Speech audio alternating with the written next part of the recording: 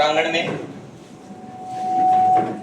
मां सरस्वती के इस प्रांगण में उपस्थित भावी सभी अध्यापकगण, आज के इस कार्यक्रम की शोभा को बढ़ाने के लिए, हमें गौरवान्वित करने के लिए मंचासीन अतिथिगण, जिनमें श्री प्रमोद जी, मंच पे स्वाध्याय टीम के एक सदस्य के रूप में श्री सुरेश जी, मंच पे आसीन स्वाध्याय के इस रथ को चलाने वाले सारथी के रूप में श्री केसर जी, और मंच पे आसीन श्री महावीर जी, आप सभी का मैं तहे दिल से स्वाध्याय परिवार की ओर से हार्दिक स्वागत करता हूं। मेरे सम्मुख विराजमान भावी, कहूं तो एक भविष्य निर्माता, समाज निर्माता, वो योद्धाओं की फौज जो कि 2023 में राजकीय विद्यालयों में पदस्थापित होंगे, और जिस भी गांव में, जिस भी शहर में, जिस भी कस्बे में आप होंगे, वहां पर आप स्वाध्याय की थीम के साथ में काम करेंगे। आप भी उस कस्बे से, उस विद्यालय से असंख्य ऐसे विद्यार्थियों को तैयार करेंगे कि जिस परिपाटी पे आप काम करें, सेल्फ मोटिवेट होकर, सेल्फ स्टडी करके उसी थीम पर वो बच्चे तैयार हो और उनको आप मार्गदर्शित करें, ऐसी उम्मीद मैं करता हूं।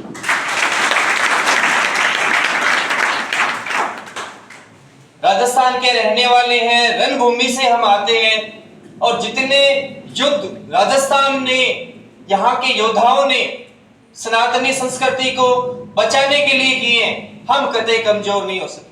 कोई भी आंधी, कोई भी तूफान, कोई भी परिस्थिति हमें रोक नहीं सकती। यह वह स्थान है जहां लोग शीश हटने के बाद में भी लड़ा करते थे, तो आप कमजोर कैसे हो सकते हैं? आप इसी उत्साह को अपने अंदर आप सजोए रखें। देखो, ये युद्ध जो जीतना है वो आपने अपने ओज से, अपने बल से, अपने विवेक से जीतना है। जब आप परीक्षा कक्ष में हो, एक पल के लिए भी आपके अंदर ये भय नहीं आना चाहिए कि प्रश्न पत्र तो जटिल आ गया, प्रश्न पत्र तो ऐसा आ गया कि जो मैंने कभी पढ़ा ही नहीं था, अब मैं क्या करूंगा, इस प्रश्न को तो मैं कर रहा हूं, अगर ये नेगेटिव हो गया तो क्या होगा, कहीं मेरे साथी जो है मुझसे ज्यादा तो नहीं कर ले, कहीं मैं साथियों से पीछे तो नहीं रह जाऊं। ऐसी एक भी बात आपके दिलो दिमाग को नहीं छूनी चाहिए, एक भी बात ऐसे। क्या बात है, करतल ध्वनियां नहीं आ रही आपकी। मैं तो उनमें से हूं, जब हक पड़ जाए तो मैं तो मांग के क्या कि ले लेता हूं, पर कुछ नम्रता से मांगते हैं। पता नहीं वो राजस्थान के ही हैं तो वो थोड़ा सा ऐसा रहता है कि, है ना, जोश से, गुस्से से ही मांग लेते हैं।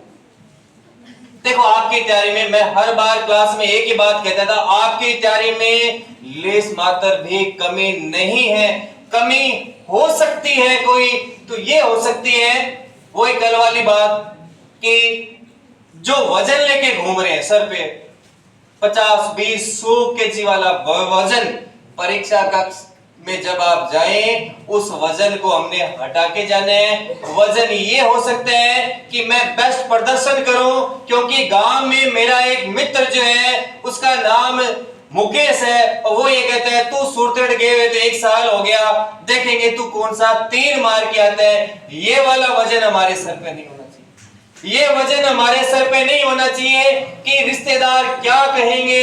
ये वजन हमारे सर पे नहीं होना चाहिए कि मेरे साथी क्या कहेंगे। देखो, आपने पेपर को एंजॉयमेंट के साथ में देना है, शिक्षा को एक एंजॉय के रूप में रखना है। आप अपनी उसको एक हैबिट बना के कार्य करें। इस प्रकार के किसी भी दबाव में, यानी बेस्ट, कई बार ये होता है कि खिलाड़ी उतरता है गेम में, पर वो बेस्ट करने के चक्कर में खेलने में ध्यान उसका हट गया। उसका ध्यान ये हट गया कि तेरा प्रोफेशन है ये, जान है गेम तेरी, ये भूल जाता है वो, और उसको जाती है कि आज तो मैंने शतक लगाना है। हो सकता है उस गेम में शतक की जरूरत ही ना पड़े, आप एक 50 बना के भी बेस्ट कर सकते हैं, आपको उस मैच का बेस्ट जो है वो प्लेयर घोषित कर दिए, 50 पे ही कर दे। क्रिकेट में देखा ना, बहुत से कोई 105 बना के भी बेस्ट प्लेयर नहीं बनता, सिर्फ 50 रन बना के भी लोग बेस्ट प्लेयर बने हैं। तो हमने क्रिकेट की तरह उस पेपर को लेना है कि हमें उस दिन अच्छा करना है, दबाव ना रखें अपने सर पे। जैसी बातें प्रमोद जी ने बताई, जैसी बातें केसर जी ने बताई, सुरेश जी ने बताई, टीम पिछले जिस दिन से बैच आरंभ किया तब से लगातार लगातार लगातार अपनी तरफ से जितना बेहतर हो सकता था करने की कोशिश की। जितने प्रश्न पत्र हम दे सकते थे बेहतर से बेहतर उतने प्रश्न पत्र देने की कोशिश की। और मैं इस मंच से ये आपसे वादा करता हूं, जब आप पेपर देके बाहर निकले, उस दिन घर जब आप पहुंचे, स्वाध्याय की प्रश्न पत्रों की जो फाइल है उसको आप खोल के देख लेना, उतने प्रश्न आपको उन प्रश्न पत्र में मिलेंगे जितने के एक विद्यार्थी को सिलेक्शन के लिए चाहिए। ये मेरा इस मंच से वादा है।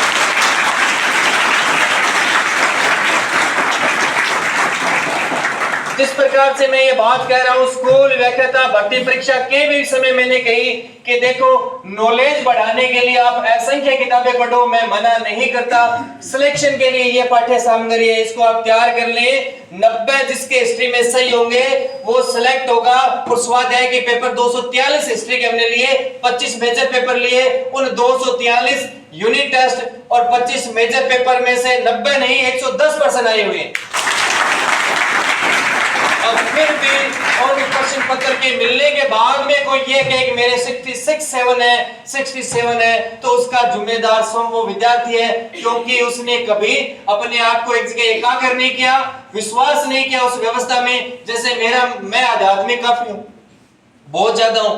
मैं ये मानता हूं जो कुछ हो रहा है वो करने वाला मैं नहीं हूं, जो करवाने वाला वो परमेश्वर पिता है। सिर्फ हम एक माध्यम है, वो हमें आदेशित करता है कि आपको ये करना है, वरना हम लोगों की तो औकात ही कहां कि हम इतना सोच ही नहीं सकता था। मैं जब स्वाध्याय की हमने शुरुआत की, मिलाना चाहूंगा उन प्रारंभिक विद्यार्थियों से मैं आपको कि वो प्रारंभिक विद्यार्थी कौन थे जिन्होंने मेरा बाजू पकड़ के मुझे ऐसे कहा कि नहीं, आपने काम करना है, हमें करवाना है, हमें इसके अलावा कोई रास्ता ही नहीं दिख रहा।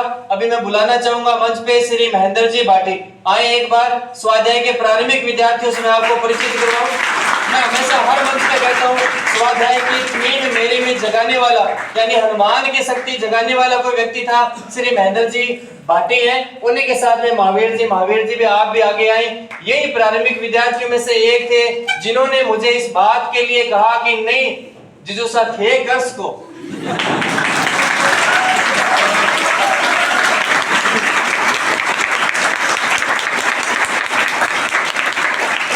तो मैंने एक बात की, मैं कर तो लूंगा, मुझे झेल लोगे क्या? तो क्या कोई नहीं, झेल लेंगे। और उसी बात से विराजे आप बैठे, महेंद्र जी आप भी पीछे जाके बैठे, क्योंकि मैं कभी नहीं कहता कि मैंने किया या केसर जी ने किया। हम कुछ नहीं करते, हम जो करते हैं, जो आप विद्यार्थी हमें कहते हैं, आदेशित तो विद्यार्थी नहीं करता, विद्यार्थी जो है आग्रह करता है, निवेदन करता है गुरुजन से। आप जो मुझसे केसर जी से जो निवेदन करते हैं हम उसी अनुसार कार्य करते हैं। हम हमेशा ये चाहते हैं कि हम आपकी आकांक्षाओं पे खरे उतर पाए, अच्छा कर पाए। देखो 100% कभी नहीं होता, 100% जिसमें होता है उसमें अशुद्धता ही रहती है, 100% कभी नहीं हो सकता।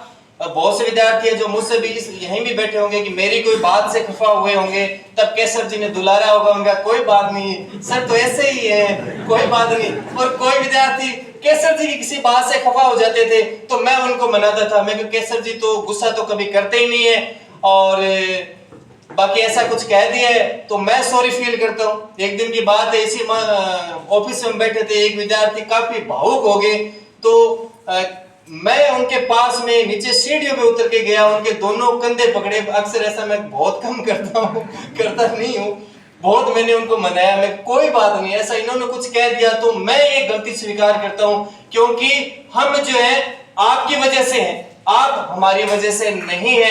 ऐसा कोई कहता है कि हमारी वजह से विद्यार्थी है तो वो बिल्कुल एक भ्रम में है, उसके मस्तिष्क पे एक अहंकार चढ़ा हुआ है, मिथ चढ़ा हुआ। सौभाग्यशाली मानते हैं हम केसर जी, मैं और टीम अपने आप को कि देखो जीवन के लिए बहुत से कार्य करने पड़ते हैं, पर शिक्षा रूपी यज्ञ में आहुति डालने के लिए हमें बिठाया गया। इससे बड़ी बात हमारे लिए क्या हो सकती है? हमारे लिए वो पूंजी होगी जब हम बस से उतर रहे होंगे, मान लो कभी, और बहुत सारा वजन हमने ऐसे हाथों में उठा रखा होगा और ऐसे धीरे धीरे चल रहे होंगे, वो अवस्था भी आ जाएगी। तब पीछे से कोई व्यक्ति आएगा और मुड़ेगा, कहेगा गुरुजी प्रणाम, और वो चरणों के हाथ लगाएगा और कहेगा ये वजन मुझे दे दो। तो हो सकता है कि वो अवस्था हो, मैं फिर मेरा चश्मा ऐसे हिलाऊं और ऐसे देखूं कि बेटा मैंने तेरे को पहचाना नहीं। तब आप में से कोई कहे कि मैं सर 2023 में आपके बैच में था, सुखराम मेरा नाम है और मैं आपसे पढ़ा करता था। आपसे पढ़ के मैं जो है वर्तमान में माध्यमिक शिक्षा में एलिमेंट्री डीओ पोस्ट पे हूँ। तब मुझे या एक शिक्षक को जो है ना मूल्य मिलेगा ना, जो मूल्य मिलेगा वो कोई दौलत में नहीं है। कोई कहना है कि बैग भर के सोना रखते हैं, धन रखते हैं, किसी में नहीं है। तब ऐसा लगता है, और तभी मुझे ये लत लगी हुई है कि मैंने नहीं आरएस की करनी, कुछ नहीं करनी। ये जो नशा है ना इसमें, गुरुजी वाला, गुरुजी आ रहे हैं, है ना, मुझे बड़े अंदर से अकड़ सी होती है। सर की इतनी रिस्पेक्ट करते हैं, अरे सर से हम कुछ कह नहीं सकते, पर अलग सा जोश आ जाता है मेरे। अरे ये यूथ, ये वो यूथ, देखो आप में वो शक्ति है कि मतलब आप किसी भी राज्य की सत्ता बदल सकते हैं, इतनी शक्ति है आप में। और आप एक शिक्षक के कदमों से अगर आप रुकते हैं तो उस शिक्षक को ये लगता है कि मैं तो इस राज्य के मुख्यमंत्री से भी बड़ा हूं। और क्या चाहिए उसे, क्या चाहिए उसे? कोई एसडीएम से नहीं करता, लोग एसडीएम को यूं धक्का देते हैं, यूं गिरा देते हैं। पर बढ़िया है, हमारी सनातनी संस्कृति में बहुत अच्छी परंपरा है। एक शिक्षक गुस्सा होकर छड़ी से भी तो पीट देते हैं ना, तो वो अंगड़ाई तोड़ के यूं हाथ ही पीछे करता है, गुरुजी मेरी गलती नहीं थी, मेरे क्यों मार दी, है ना। तो वो कहता कोई बात नहीं बेटा, अगली बार गलती करी जब मैं तुमको मारूंगा। ये जमा है तेरा। ये शिक्षक में यही है, मतलब आप जो जिस पद पे जा रहे हो ना, वास्तव में इसमें जो मजा है ना वो कहीं नहीं है। आपके पास बच्चे आएंगे, आपको कहेंगे गुरुजी मुझे ये बताओ, यानी आपको लगे कोरे कागज आपके सामने बैठे, इतना सुकून मिलेगा। तभी तो कहते हैं शिक्षक कभी बूढ़ा नहीं होता, कभी उसको बीपी की गोली नहीं लेनी पड़ती, कभी उसकी हार्ट बीट नहीं बढ़ती, कभी उसके बाल सफेद नहीं होते। एक ही प्रोफेशन है ऐसा, एक ही प्रोफेशन ऐसा, वो है शिक्षक। 60 साल पे जब सेवानिवृत्ति होगी ना, सारे कहते रिटायरमेंट हो गया अब भी, तो वो कहता है हाँ मेरी 60 लागू तो मुर्ची 40 कैसा लागू थे, तो वो क्यों है। और प्रशासनिक अदर सेवाओं में देख लो, पेट बढ़ के यूं आ जाता है आगे, है ना, थुल हो जाता है व्यक्ति, चिड़चिड़ा हो जाता है, वो घर वालों के साथ में लड़ता रहता है, फैमिली डिस्टर्ब हो जाती है। जितने भी आप आरएस आईएएस देखेंगे लगभग वो तो परिवार बिगड़ अभी बिगड़ गया बंगा। 60 तक तो चल ही कोई नहीं, 60 तक तो शायद 3-4 ब्याह कर ले, सेट बैठे ही कोई बाकी। पर मैंने एक भी शिक्षक को नहीं देखा कि उसको दोबारा विवाह करना पड़ा हो, एक को भी नहीं देखा। कैसा प्रोफेशन। तो इससे जुड़े, यानी इसको अब मैं क्यों बता रहा हूँ ये, आप बहुत से कहते हैं मुझे आप बताओ क्या लेना देना। मैं ये कहता हूँ कि ऐसा जोड़े इस प्रोफेशन को, खुद को, अपने आप को, मतलब तब अपने आप आपका दबाव क्या है कम हो जाएगा। मैं ऐसे एंजॉयमेंट के रूप में लेता हूँ, मुझे टीचर क्यों बनना है, क्योंकि मैंने ये सारी चीजें एंजॉय करनी है। स्कूल के गेट के आगे पहुंच के और हेडमास्टर को जाके तन के, हेडमास्टर कहेगा कि आओ सर अंदर आओ, क्लास ले, आज मैं तो छुट्टी पे हूँ, मैं तो घर जाऊंगा। ये सिर्फ इसी में है और कहीं नहीं है। पुलिस में आप नहीं कर सकते। मेरे भांजे के भी पीछे शादी थी, तो हमें 7 तारीख थी, 15 को उसकी शादी थी, 8 तारीख तक ये फाइनल नहीं हो पा रहा था कि उसे छुट्टी मिलेगी या नहीं मिलेगी। 8 को ये हुआ कि आखिर उसको छुट्टी मिल गई, वेस्ट बंगाल से वो चला, तब हमने यहाँ पे कार्यक्रम वगैरह प्रारंभ किया। पहले तक तो ये था कि अगर वो छुट्टी नहीं मिले तो शादी करेंगे किसकी। ये एक शिक्षक पद ऐसा है कि आप स्कूल जाके ये कह के आ सकते हो कि मैं तो घर जाऊं, आज मेरे तो जी कौन, आपका कौन पढ़ावा, मेरी छुट्टी लगा दो। पुलिस में नहीं हो सकता।